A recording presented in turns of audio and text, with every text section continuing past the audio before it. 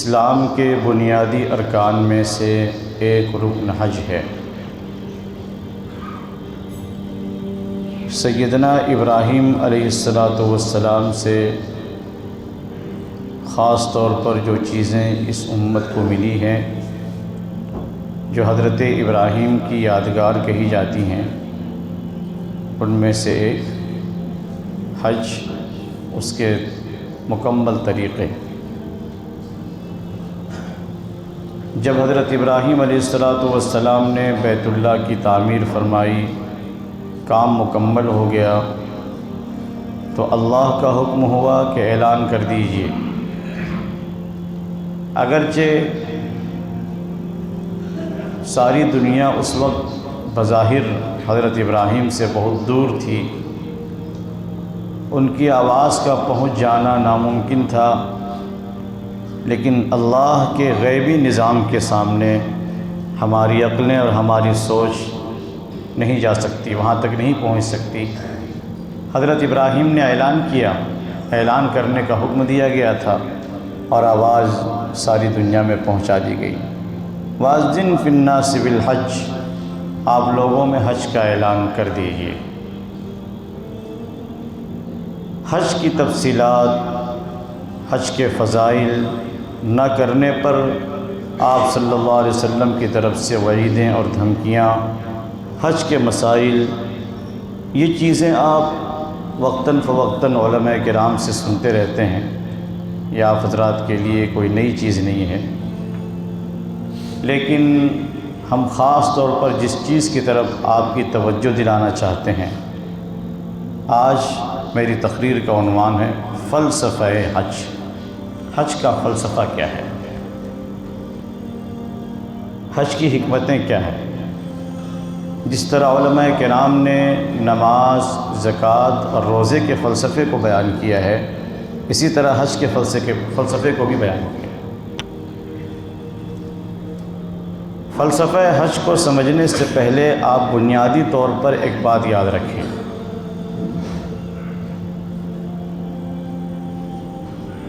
کہ جو چیز یقینی ہو اور جس راہ سے گزر کر کسی کو جانا ہو، اس سے بچنے کی کوئی شکل موجود نہیں۔ مثال کے طور پر اپنے ملک کے اندر بنائے ہوئے قانون کو لے لیجئے۔ بہت سی جگہوں پر حکومت کے لوگ اتنے الرٹ رہتے ہیں کہ آپ وہاں اگر چاہیں گے دھوکے بازی کے ساتھ نکل جائیں، تو بہت کم ایسا ہو پاتا ہے کہ انسان دھوکے سے وہاں سے نکل جائے، الا ماشاء اللہ، ورنہ حکومت کی پولیس چست رہتی ہے، لوگ بیٹھے ہوئے وہاں پہ چست ہیں جو کام کر رہے ہیں، تو وہاں سے آپ کو بغیر ضابطے کے گزرنے نہیں دیں گے۔ مثال کے طور پر یہ حج کا موقع ہے، کیا کوئی حاجی اگر چاہے کہ میں بغیر کسی ضابطے کے ایئرپورٹ سے نکل کر جا کے میں وہاں ہوائی جہاز پر بیٹھوں اور نکل جاؤں حج کو؟ ایسا ممکن ہے؟ وہ جانتا ہے کہ بغیر پاسپورٹ کے کوئی گزارا نہیں، تو اس کے لیے پہلے سے وہ تیار رہتا ہے، اس کے بغیر کوئی چارہ ہی نہیں ہے، وہ کام کرنا ہے تو بس کرنا ہے۔ اس دنیا کے اندر سب سے بڑا قانون اگر کوئی ہے جس کے بغیر کسی کو کوئی چارہ نہیں ہے، وہ قانون موت ہے۔ سارے قوانین ٹالے جا سکتے ہیں، موت کے اس قانون کو کوئی نہیں ٹال سکتا۔ ایک نہ ایک دن ہر انسان کو موت کے منہ میں جانا ہے، بس جانا ہے۔ اب جس طرح انسان ایسے موقعوں پر پوری تیاری کے ساتھ نکلتا ہے کہ ضابطے کے ساتھ ہمیں جانا ہے ورنہ گنجائش نہیں، اس طرح ہر انسان پر یہ لازم ہے کہ موت کی تیاری ابھی سے کر لے، اس کے علاوہ اور کوئی چارہ نہیں ہے۔ نہیں تیاری کریں گے پکڑے جائیں گے تو راندے درگاہ ہوں گے۔ قانون کی پاسداری نہ کرنے والا ایئرپورٹ پہ پکڑا جائے گا، پولیس کے حوالے کر دیا جائے گا، جاؤ وہاں ڈنڈے کھاؤ۔ بہت چالاک بن رہے تھے۔ جب یہ بات طے ہے کہ موت ایک ایسا قانون ہے جس سے کوئی نہیں بچ سکتا، ہر ایک کو اس راستے سے جانا ہے۔ اب انسان کی جو فطرت اللہ نے بنائی ہے وہ اپنی فطرت کے لحاظ سے موت کو پسند نہیں کرتا، نہیں پسند کرتا ہے موت۔ کون چاہتا ہے کہ میں اپنے عزیز و اقارب کو اور اپنے دوستوں کو، دوستوں کی محفلوں کو اور دنیا کی آشائشوں کو چھوڑ کے چلا جاؤں؟ الا ماشاء اللہ جب کوئی بہت زیادہ حالات سے عاجز آ جاتا ہے، بہت زیادہ اس کو ذہنی ٹارچر کیا جاتا ہے اور حالات اس کو چاروں طرف سے گھیر لیتے ہیں، تو کبھی اپنی عقل کو وہ کھو دیتا ہے اور خودکشی کر لیتا ہے۔ اس طرح کی بھی کچھ مثالیں ہیں۔ اور نہ عموماً کون چاہتا ہے کہ میں موت کے منہ میں خود سے جاؤں؟ کوئی نہیں چاہتا۔ اب اس کی شکل کیا ہے؟ اگر ہم چاہتے ہیں کہ موت آسان ہو جائے تو اس کا سب سے بڑا نسخہ یہ ہے کہ جس کے پاس جانا ہے اس سے 100% دل لگا لیا جائے، اس کے علاوہ اور کوئی راستہ نہیں، جس کو اللہ کی محبت کہتے ہیں۔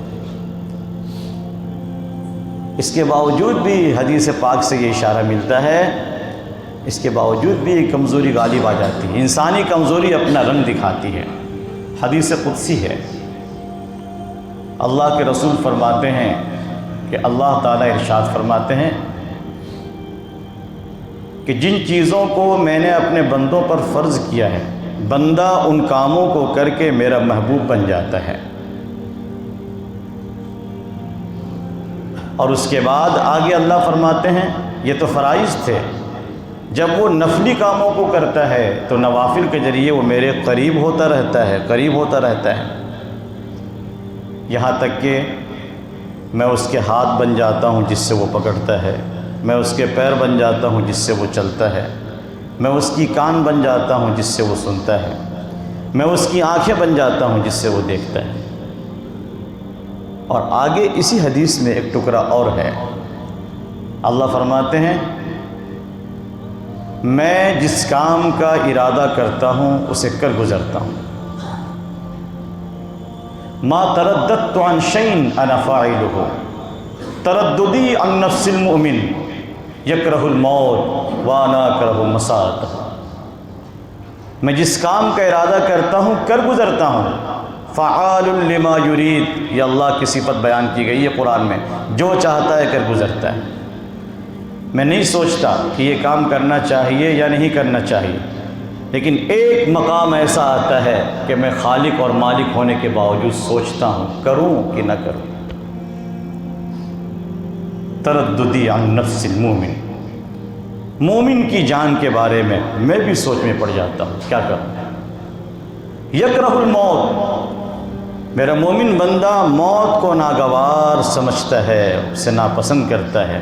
وانا اکرہ مساءتہ، اور میں اس کی ناگواری کو ناگوار سمجھتا ہوں کہ یہ ایسا کیوں سوچ رہا ہے، میں تو اس سے ملنا چاہتا ہوں، یہ میرے پاس آنا کیوں نہیں چاہتا۔ کیا اللہ کی ادائے محبت ہے۔ اگر اللہ نے کسی کو ذرا بھی اپنی نسبت دی ہو تو محسوس کر سکتا ہے کیسی محبت ہے اس جملے کے اندر۔ وہ آنا نہیں چاہتا، میں اسے بلانا چاہتا ہوں، میں سوچ میں پڑ جاتا ہوں کہ اس کی جان لوں یا نہ لوں۔ حضرت نبی اکرم صلی اللہ علیہ وسلم کو جب ملک الموت نے اختیار دیا تھا کہ آپ چاہیں تو دنیا میں رہ جائیں اور امت کی ترقی کو دیکھ لیں، اسلام کو ساری دنیا میں پھیلتا ہوا دیکھ لیں، اور اگر چاہیں تو اللہ کے پاس چلیں، تو آپ نے مشورے کے طور پر حضرت جبرائیل کی طرف دیکھا۔ حضرت جبرائیل نے بس ایک جملہ سنا دیا، ان ربک یشتاق الی لقائک، یا رسول اللہ آپ کا رب آپ سے ملاقات کا شوق رکھتا ہے، آپ سے ملنا چاہتا ہے۔ آپ نے فرمایا بس ملک الموت سے کہہ دیا تم اپنا کام کرو، مجھے لے چلو۔ ایک مومن بندے کے لیے کتنی بڑی بشارت ہے، کتنی بڑی خوشخبری ہے کہ اللہ اس سے ملنا چاہتا ہے۔ اگر ایسی محبت انسان اپنے دل میں رچا بسا لے، یہ طے کر لے کہ جس اللہ کے پاس ہمیں جانا ہے، جس کے پاس ہمیشہ رہنا ہے، ہمیں تو اسی سے دل لگانا ہے۔ یاد رکھیے، موت جیسی کڑوی چیز بھی اب اس کو آسان ہوتی ہی بھی معلوم ہوگی۔ یہ الگ بات ہے کہ بشری کمزوری کی وجہ سے 100% وہ قبول نہیں کرے گا، حالانکہ اسے مرنا ہے، لیکن اللہ کی محبت موت کو آسان کر دے گی۔ یہ جو حج ہے نا، حج کے اندر اللہ تعالیٰ نے دونوں منظر دکھا دیے، موت کا منظر اور اپنی محبت کا منظر، دونوں چیزیں اللہ نے دکھا دی۔ موت کی شکل کیا بنتی ہے کہ انسان جانے سے پہلے اپنے تمام رشتہ داروں کو، متعلقین کو الوداع کہتا ہے، معافی مانگتا ہے، دینداری اگر صحیح طور پر ہوتی ہے تو قرضے ادا کر کے جاتا ہے، یا اپنے متعلقین سے کہہ جاتا ہے میں نے فلاں فلاں کا لیا ہے، اگر میں واپس نہ آ سکوں تو قرضے ادا کر دینا۔ انداز بالکل ایسا ہوتا ہے جیسا کہ مرنے والا اپنے گھر والوں کو موت کے وقت کچھ وصیتیں کرتا ہے۔ اور آپ احرام کے کپڑوں پہ غور کیجئے، بالکل ایک کفن کی طرح 2 چادریں لپیٹی، چل دیے اپنے گھر والوں کو چھوڑ کر، ایسا معلوم ہو رہا ہو جیسے کوئی مردہ کفن پہن کر قبرستان کی طرف جا رہا ہو۔ اللہ تعالیٰ نے دل کی آنکھیں اگر دی ہو تو حاجی حج میں جاتے وقت اپنے اس احرام کے کپڑے سے اور اپنے اس 2 مہینے 1.5 مہینے کی اس رخصت سے بہت کچھ سیکھ سکتا ہے، بہت کچھ عبرت لے سکتا ہے۔ اور اللہ نے اگر جذبہ صادق دی ہو تو پھر وہ کہہ کے جاتا ہے میرے واپسی کی دعا مت کرنا۔ دارالعلوم دیوبند کے استاد اب ان کا انتقال ہو گیا، مولانا حبیب الرحمن صاحب رحمۃ اللہ علیہ فرمایا کرتے تھے، بچوں میں حج میں جا رہا ہوں، یہ خوشخبری سن لو، مگر خبردار کوئی میری واپسی کی دعا نہ کرے، بار بار یہ کہہ کے جاتے تھے۔ یہ منظر موت کا ہے، لیکن دوسری طرف اللہ تعالیٰ نے یہی منظر اپنی محبت اور عشق و جنون کا دکھایا ہے کہ دیکھو میرا اتنا تو حق ہے کہ کم از کم پوری زندگی میں ایک بار میرے دیار میں آ جاؤ۔ میں دنیا کے ہر خطے میں موجود ہوں، جہاں سے پکارو، جس جگہ پکارو میں وہاں موجود ہوں، لیکن جس جگہ کو میں نے اپنا نام دیا ہے، بیت اللہ، اللہ کا مخصوص گھر، کعبۃ اللہ، میرا یہ حق بنتا ہے کہ ایک بار چلے آؤ۔ اور یہ درخواست نہیں، میری محبت کا تقاضا یہ ہے کہ میں تم پر یہ کام فرض کر دوں، یہ فرض ہے کہ تم آؤ، اس کو اپنا فریضہ سمجھو، نماز کی طرح، زکوٰۃ کی طرح، روزے کی طرح اپنا فریضہ اسے سمجھو۔